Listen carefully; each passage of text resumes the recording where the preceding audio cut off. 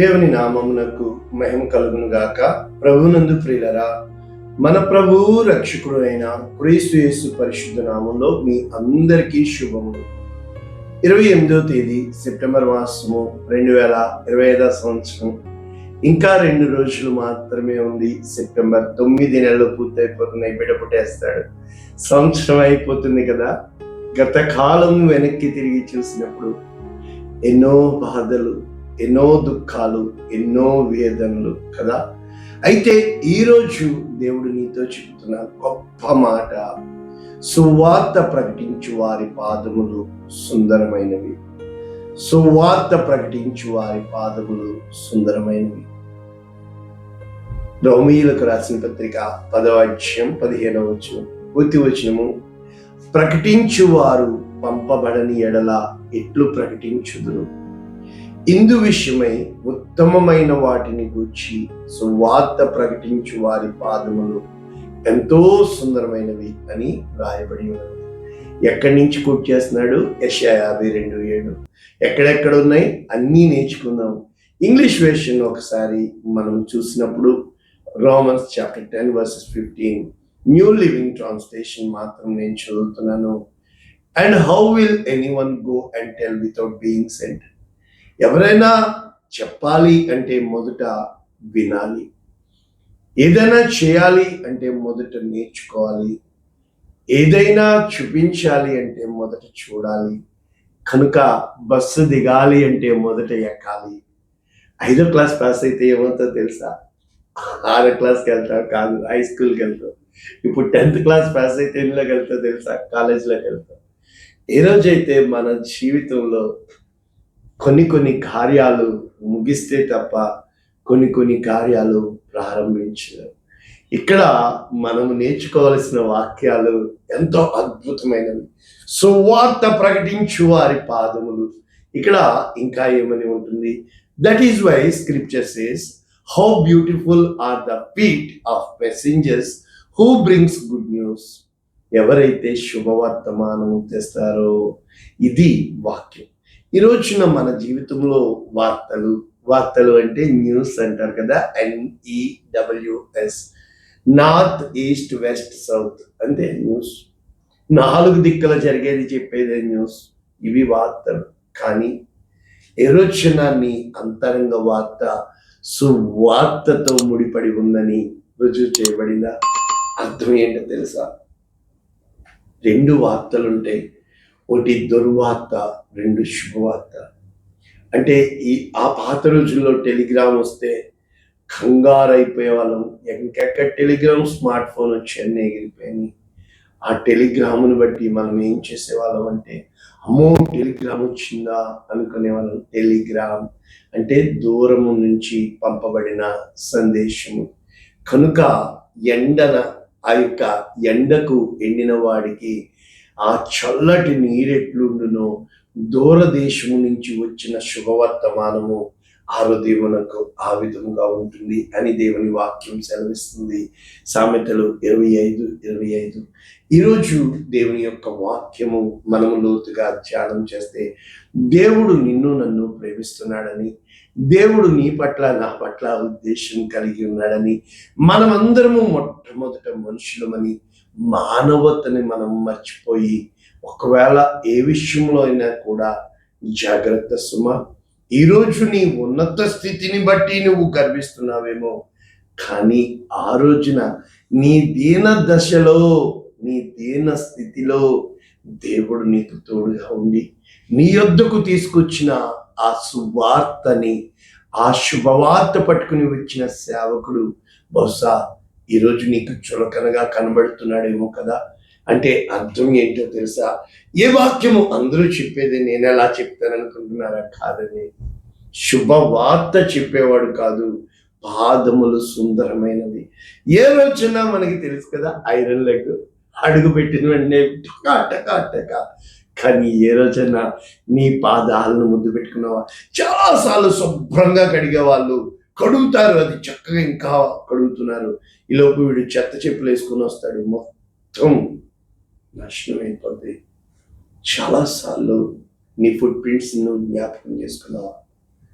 నీ foot prints, నువ్వు వేసే ప్రతి అడుగు నీతిలో పడుతుందో లేదో నాకు తెలియదు, కానీ నీవు దర్శించిన ప్రతి గృహము దీవించబడాలి అంటే సువార్త నీలో ఉందా?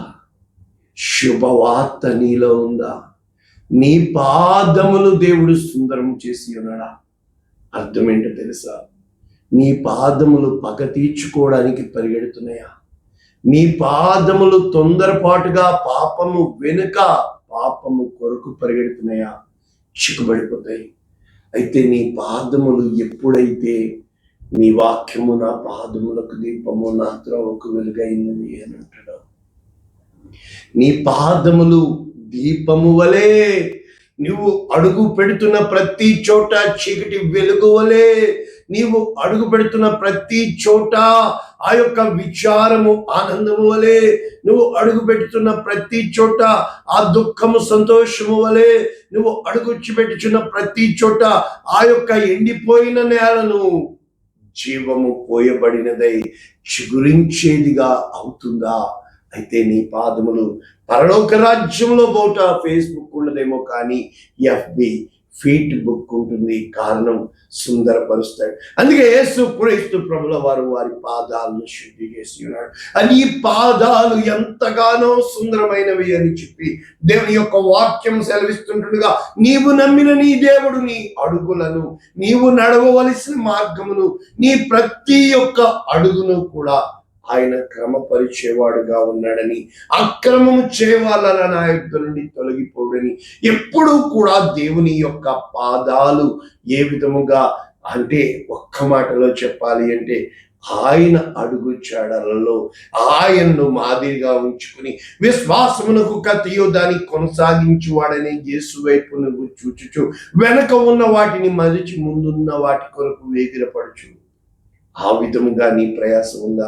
అయితే ఈ రోమీయులకు రాసిన పత్రిక 10వ అధ్యాయము ఎక్కడి నుంచి ప్రారంభమవుతుంది మనం చూసినప్పుడు 9వ వచనం నుంచి మనకి రక్షణ కోసము చెప్పబడుతూ దేవుని యొక్క వాక్యం పౌలు రాస్తూ, యేసు ప్రభువని నీ నోటితో ఒప్పుకొని దేవుడు మృతుల్లో నుండి ఆయనలో లేపిన నీ హృదయమందు విశ్వాసం ఉంచేళ, అంటే నీ హృదయమందు విశ్వాసం ఉంచింది నీవు నోటితో పలకాల. You should declare and you should walk for what you have declared. నీవు చేసిన మొక్కుబడి ప్రకారం నీవు నడవగలిగినప్పుడు నీతి కలుగునట్లు మనుష్యుడు హృదయంలో విశ్వసించును, రక్షణ కలుగునట్లు నోటితో ఒప్పుకును. అంటే నీతి అనేది నీ హృదయంలో ఉన్నది, కానీ నీ నీతి మురికి గుడ్డ అవుతుంది. ఎప్పుడైతే నీతి అనేది దేవుని నమ్మడము నీతి అవుతుంది, అది నీ హృదయంలో ఉండాలి. కనుక ఆయన యందు విశ్వాసం ఉంచి వాడు ఎన్నడూ సిగ్గుపడని లేఖనం చెబుతుంది. కారణము దేవుని ఎదుట యూదుడని గ్రీసు దేశుడని అందరికీ ఒక్కడే ప్రభు అయి ఉండి అందరి ఎళ్ళ ప్రార్థన చేయవారికి ఆయన సమీపం ఉండి ఐశ్వర్యమునివ్వాలని. కనుక ప్రభువునందు ప్రియులరా, ఇప్పుడు ఈ ప్రార్థన చేయాలి అంటే విశ్వసింపని వానికి ఎట్లు ప్రార్థన చేస్తారు? కనుక వినువాడు విశ్వసించును అని రాయబడినప్పుడు వినాలి అంటే మొదట ప్రకటించబడాలి. కనుక ప్రకటింపబడని ఎడల, ప్రకటించు వారు లేని ఎడల ఎలా వింటారు? కనుక సువార్త ప్రకటించు వారి పాదములు, కనుక ఉత్తమమైన వాటిని గురించి పలికే పాదలు. కనుక అందరికీ సువార్తకు లోబడలేదు, కానీ దేవుని యొక్క వాక్యము చెబుతుంది ఏమని అంటే, యెషయా చెప్తున్నాడు కదా, మీ ఎదుట మేము నాట్యమాడితిమి, పిల్లలు గ్రోవుదితిమి, అయ్యో అవివేకమైన జనమా అని చెప్పి యెషయా వెదకని వారికి నేను దొరికి తిని, నన్ను విచారింపని వారికి ప్రత్యక్షమైతనని యెషయా కోసం, మోషే కోసం అంతా చెప్పుతూ దినమెల్లయు నా చేతులు చాపి ఉన్నాను అని ఇక్కడ రోమీయులకు రాసిన పత్రిక 10వ అధ్యాయంలో చెప్తున్నాడు. ఇవే వాక్యాలు నహూము గ్రంథం 1వ అధ్యాయం 15వ వచనంలో సువార్త ప్రకటించుచు సమాధాన వర్తమానము తెలియచేయమని. అంటే సమాధానము చెప్పేదే సువార్త. ఎదుటి వానితో, దేవునితో సమాధానం పడండి అని చెప్పేదే సువార్త. కనుక పర్వతముల మీద, అంటే ఎప్పుడూ కూడా అప్పటి వరకు లోయలో ఉన్న నీ జీవితము సుందరమైనదిగా పర్వతముల మీద దేవుడు నిన్ను కొండ మీద వెలిగించు పట్టణం వలె పెట్టాలని ఇష్టపడుతున్నాడు. కనుక యూదా నీ పండుగలను ఆచరింపము, నీ మొక్కుబళ్ళు చెల్లింపము, ఇక నీ మధ్య వ్యర్థుడు సంభవింపడు, ఎంత మాత్రము సంచరించడు, నీవిక నాశనము పొందవు అని చెప్పే వారి పాదాలు. కనుక ఈ వాక్యాలు ఎక్కడి నుంచి రాయబడుతుంది? యెషయా గ్రంథము 52:7 సువార్త ప్రకటించుచు, సమాధానము చాటించుచు, సువార్తమానము ప్రకటించుచు, రక్షణ సమాచారము ప్రకటించు అని పాదములు. అంటే ఆ పాదములు పగా ప్రతీకారాలకి పరుగులు పెట్టవు, సమాధానము వెతికి దాని వెంటాడుడి. సమాధానమే సంతోషం. కనుక ఇక్కడ దేవుని యొక్క వాక్యం సెలవిస్తుంది, సువార్త ప్రకటించబడాలి అంటే సువార్త దేనిలోంచి రావాలి తెలుసా? సమాధానంలోంచి రావాలి. ఆకాశమునకును భూమికి మధ్యన వేలాడని యేసు క్రీస్తు ఆకాశమునకి భూమికి సమాధానకర్తగా, మధ్యవర్తిగా నీవు నేను దేవుని ఉగ్రతకు లోనై పాపము వలన వచ్చు జీతము మరణము, మరణము వలన నిత్య నాశనము. అయితే ఆ మరణమును తాను అనుభవించి, కనుక ఇక్కడికి మళ్ళా వెనక్కి వచ్చే ముందు సువార్త అంటే కొరింథీయులకు రాసిన పత్రిక 1 పత్రిక 15:3 నాకు ఇవ్వబడిన ఉపదేశము మొదట నీకు అప్పగించితిని. ఏంటి? లేఖనముల ప్రకారము క్రీస్తు మన పాపముల నిమిత్తము మృతి పొందింది, లేఖనముల ప్రకారము సమాధి చేయబడిను, లేఖనముల ప్రకారము 3వ దినమున లేపబడిను. కనుక క్రీస్తు యేసు ప్రభుల వారు లేఖనముల ప్రకారము తన జీవితాన్ని కట్టబడింది. అదే సువార్త. ఆయన తన తండ్రి చిత్తాన్ని నెరవేర్చుటకు వచ్చాడు. అదే సువార్త. ఆయన మన అందరి కోసము పాప పరిహారార్థ బలియాగముగా, కడపటి ఆదాముగా, ఇక ఎన్నడూ గొర్రెలు పుటేళ్ళు బలియాగము అవ్వాల్సిన పని లేదు. ఆయన తానే బలియాగముగా అర్పించబడ్డాడు. ఇది సువార్త. అంటే యెషయా గ్రంథము 52:7 మనం ధ్యానం చేసుకుంటే ఎక్కడ చెప్పబడుతుంది? నీ దేవుడు ఏలుచున్నాడని సియోనుతో చెప్పు అని పాదములు పర్వతముల మీద. అంటే నీ దేవుడు నిన్ను ఏలాలని ఇష్టపడుతున్నాడు. నా దేవుడు నా హృదయానికి రాజు, యేసు ప్రభు అంటే రక్షకుడే, నా యజమానుడు, నా జీవితానికి యజమానుడు, నా ప్రజల పక్షమున ఏలయనగా రక్షకుడు పుట్టి ఉన్నాడు. ఇదిగో లోకమంతరికి, ప్రజలందరికీ కలగబో సంతోషకరమైన వర్తమానము నేను నీకు తెలియచ్చు. అది సువార్త. అంటే ఈ రోజున యేసు క్రీస్తు ప్రభుల వారు నా జీవితంలో పుట్టాడు, నా హృదయమందు జన్మించాడు, నా జీవితాన్ని మార్చివేశాడు చూడండి అని ఒక సమరయ స్త్రీ వెళ్ళి చెప్పింది. నా జీవితాన్ని మార్చాడు అని ఆ యొక్క సేన అని 2000 దెయ్యములు పట్టిన వాడు తను స్వస్థ చిత్తుడై బట్టలు ధరించి నా జీవితాన్ని మార్చినవు అని కథ చూడండి అని. అదేవిధంగా 12 ఏండ్ల రక్తస్రావ రోగము కలిగిన స్త్రీ నాకు కలిగిన అన్యాయమును, నాకు కలిగిన అనారోగ్యమును, నాకు కలిగిన కీడును, నాకు కలిగిన దుఃఖమును సమస్తములోంచి నా చెయ్యి పట్టి పైకి లేవనెత్తిన నా సురక్షకుడు సువార్త అని చెప్పబడుతుంది. మగ్దలేని మరి అయితే 7 దెయ్యముల చేత పీడింపబడింది. బహుహీన స్థితికి వచ్చినప్పుడు దేవుడు తన పట్ల చేసిన కార్యాలకి సాక్షిగా నిలబడింది. ఈ రోజున నీ జీవితంలో ఇప్పటి వరకు వెనక్కి చూస్తే దేవుడు చేసిన గొప్ప మేలులు, గొప్ప కార్యాలు నువ్వు స్తుతించేవాడుగా ఉన్నావా? ఘనపరిచేవాడుగా ఉన్నావా? దేవుని మహిమ పరిచేవాడుగా ఉన్నావా? ఇక్కడ అటువంటి నీ దేవుడు ఏలుచున్నాడు అని నువ్వు చెప్పగలుగుతున్నావా? అయితే ఇక్కడ చెప్పబడుతున్న ఈ వాక్యాలు మనము ఒకసారి ఈ యెషయా 52వ గ్రంథము అధ్యాయము ఏమని చెప్పబడుతుంది? సియోను లెమ్ము లెమ్ము లెమ్ము, నీ బలము ధరించుకును, పరిశుద్ధ పట్టణమైన యెరూషలేమా, యెరూషలేమునే సియోను అని ముద్దుగా పిలుచుకుంటాడు, నీ సుందర వస్త్రములను ధరించుకును, ఇక మీదట అపవిత్రుడు గాని సున్నతి పొందని వాడు కానీ నీలో ఉండడు. నీవు నీ దుమ్ము దులిపి వేసుకునము, లేచి కూర్చునము, చెరపట్టబడిన సియోను కుమారి నీ మెడకట్లు విప్పి వేసుకునము. కనుక మీరు అమ్మబడ్డారు కదా, అయితే మిమ్మల్ని నేను విమోచిస్తాను. దేవుడు నీ పట్ల కొంతకాలం నిన్ను ఐగుప్తుకి పరిచాను, కొంతకాలము నిన్ను ఆ యొక్క పబులోనికి పంపాను. అయితే నా ప్రజల బాధను చూసి దినమెల్ల నా నామము దూషింపబడుచున్నది కనుక ఏమంటున్నాడు తెలుసా?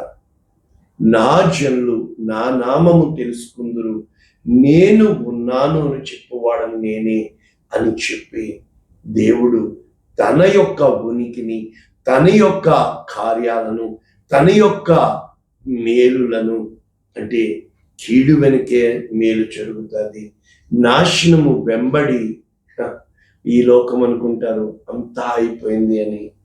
లాజరు చనిపోయాడు, అడుగుతున్నాడు అంతా అయిపోయింది, ఇప్పుడు చేంజ్ చేస్తావు?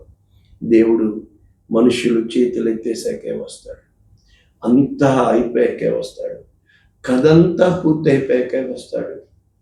నా జీవితంలో నేను చెప్తున్న ప్రతి వాక్యము యథార్థమని, in all manner of the truth, సర్వసత్యమని.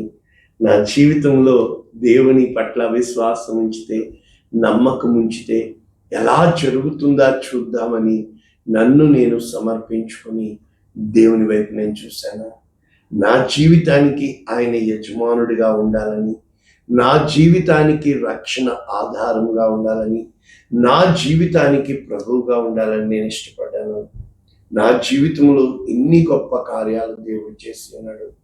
మరి ఇవన్నీ కూడా నా జీవితంలో జరిగి నేను చెరపట్టబడ్డాను, మూలన కూర్చొని కుమిలి ఏడ్చాను, మూల పురుషుడిగా చేస్తాడని నమ్మాను. ఈ రోజున ఇరుకున పడ్డావా? ఈరోజు చీకటి నిన్ను ఆవరించిందా? ఒక్కటే నువ్వు చెప్పాల్సింది, నన్ను ఘనపరచు వారిని నేను ఘనపరచుదనని దేవుడు చెప్తున్నాడు. నువ్వు స్తుతించాలా, నీవు నీ దేవుని ఘనపరచాలా, నీకు కీడు కలిగినా స్తుతించాలా, మేలు కలిగినా స్తుతించాలా, అన్యాయం అయిపోయినా స్తుతించాలా, అక్రమము జరుగుతున్నా స్తుతించాలా. ఏ రోజు దేవుణ్ణి నిలదీసేదానిగా వాడిగా ఉండొద్దు. కారణం ఏంటి తెలుసా? నీ దేవుడు ఏలుచున్నాడు. ఏ విధంగా ఏలుచున్నాడో తెలుసా? ఇర్మియా గ్రంథము 9వ అధ్యాయం 23వ వచనము మనందరికీ తెలుసు. దేవుని యొక్క వాక్యం సెలవిస్తుంది, జ్ఞాని తన జ్ఞానమును బట్టి, ఐశ్వర్యవంతుడు తన ఐశ్వర్యమును బట్టి, సూర్యుడు తన శౌర్యమును బట్టి అతిశయించకూడదు. అయితే దేనిని బట్టి అతిశయించాలి అంటే, భూమి మీద కృప చూపుచు నీతి న్యాయములు జరిగించుచున్న యెహోవాను నేనే, ఆయన ఉన్నవాడు అనువాడనని నీవు ఎప్పుడైతే గ్రహిస్తావో, ఎప్పుడైతే పరిశీలనగా తెలుసుకుంటావో, అట్టి వాటిలో దేవుడు ఆనందించు. ఈరోజు నీ దేవుడు నీ పట్ల ఆనందించున్నాడా? నీవు చెప్పగలుగుతున్నావా, నా దేవుడు నన్ను ఏలుతున్నాడని? నిన్ను దేవుడు ఏలితే సమాధానం ఉంటుంది, దుష్టుడు ఏలితే పగ, ప్రతీకారం, నీతి, నీ స్వనీతి ఉంటుంది. అవసరమా? దేవుని నీతి నీ జీవితంలో జరగాలి అంటే మానవుని కోపము దేవుని నీతిని జరిగించు. చాలా కోపంతో ఊగిపోతున్నావు కదా, అయితే దేవుని ప్రణాళికని నీవు కాలుతో తనేస్తున్నావు. ఏ రోజైతే దేవుని ప్రణాళిక నీ జీవితంలో నెరవేరాలి అంటే సువార్త ప్రకటించాలి కాదు, నేను వెళ్ళిపోయి వాక్యం చెప్పమండు, సమాధానమును కలిగి సమాధానాన్ని ప్రకటించు. సమాధాన వార్తకి నిన్ను దేవుడు నియమించాడు తప్ప కక్షతో, ద్వేషంతో, పగతో, ప్రతీకారంతో అవన్నీ ఈ లోకంలో ఉన్నాయి. అవి కూడా ఇంక సంఘంలో అవసరమా? ప్రార్థన చేస్తున్నామా? పరిశుద్ధుడా, ప్రేమలో విత్తబడిన వాక్యములు అనేక మందికి ఆశీర్వాదంగా, అనేక మందికి దీవెనకరంగా, నీ చిత్తాన్ని జరిగించేవారంగా, నీ కృపను జరిగించేవారంగా యేసు శ్రేష్టమైన నామమున దీవించి సమాధానపరుస్తున్నాను.